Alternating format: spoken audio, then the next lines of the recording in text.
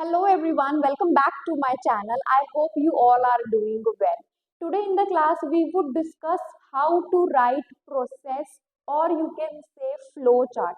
I found many candidates जिनको बहुत ही ज़्यादा प्रॉब्लम आती है प्रोसेस या फ्लो चार्ट लिखने में। क्यों? रीज़न ये है क्योंकि उसमें ईयर मेंशन नहीं होता। अब ईयर मेंशन नहीं है तो बच्चे कंफ्यूज हो जाते हैं कि हम इस चार्ट को लिखें तो लिखे कौन से टेंस में, किस टेंस की हेल्प से हम इसकी फ्रेमिंग करें, किस स्ट्रक्चर में हम इसको बनाएं। Don't worry, in the class today आपकी आज ये क्वेरी भी डाउट सब क्लियर हो जाएगा।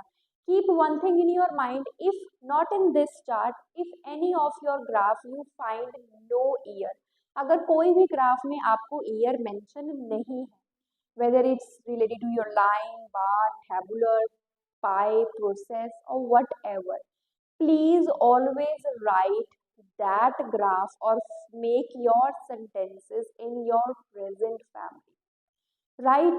So I hope आपको ऊपर इमेज क्वेश्चन की अच्छे से विजिबल होगी। तो लेट जस्ट डिस्कस, ये जो सारा का सारा आज मेरा क्वेश्चन है ये बेस है कि प्लास्टिक की बॉटल्स को कैसे हम रिसाइकल कर सके।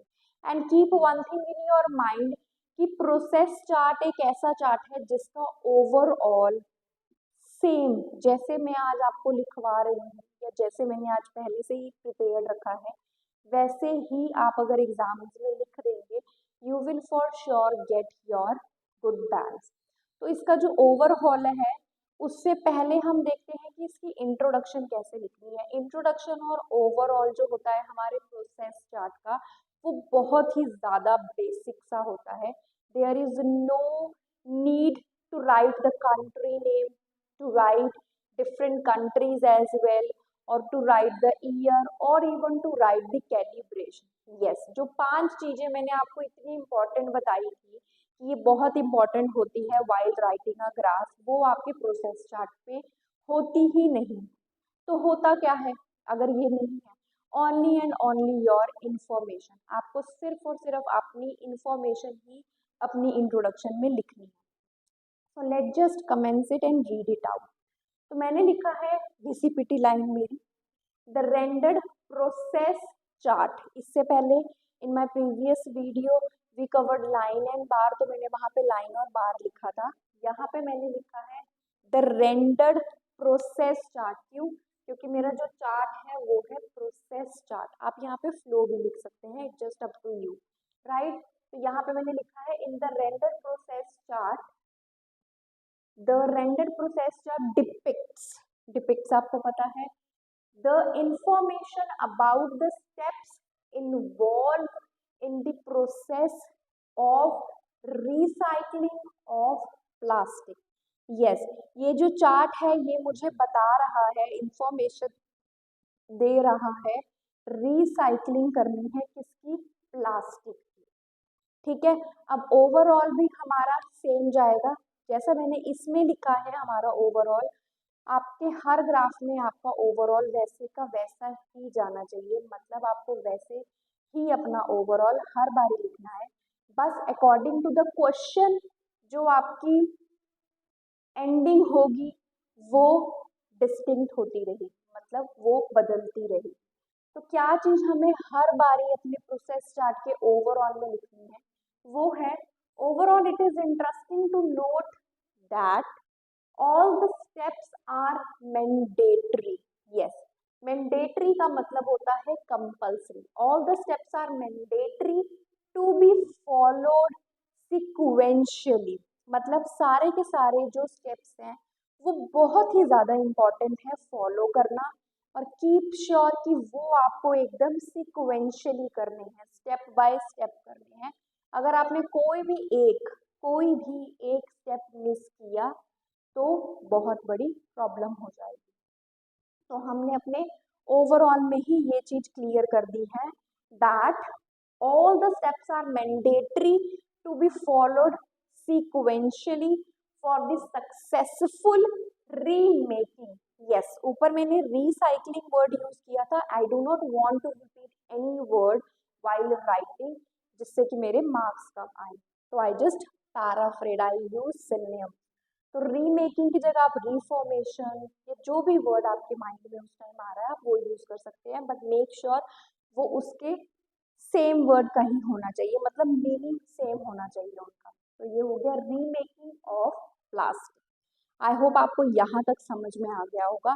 हर बारी आपका जो इंट्रो जाएगा इतना छोटा सा जाएगा, ओवरऑल भी इतना सही जाएगा, ठीक है। ओके, अब हमें BP1 और BP2 लिखना है, तो what you have to write, मतलब लिखना कैसे है, डू द सेग्रीगेशन वाली ट्रिक यहाँ पे भी, ठीक है। अगर आपके प्रोसेस चार्ट में 8 स्टेप हैं तो 4 डिवाइड कर लो।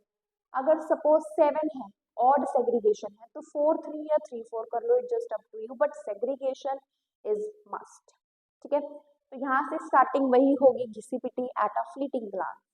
Eight a fleeting glance plastic, all right. अब देखो, keep one thing in your mind all of you, whenever you are like writing your process chart, keep two tense in your mind. First is your present perfect tense, other is present perfect passive tense। मतलब present perfect tense तो आप सबको पता है, I told you many times in my previous videos as well. इसी के साथ साथ मैंने अपनी वॉइसेस की वीडियोस में भी आपको प्रेजेंट परफेक्ट पैसिव टेंस करवाया है, जिसमें हम हैज, हैव, बीन के साथ वर्ब की थर्ड फॉर्म यूज करते हैं। यस, ठीक है।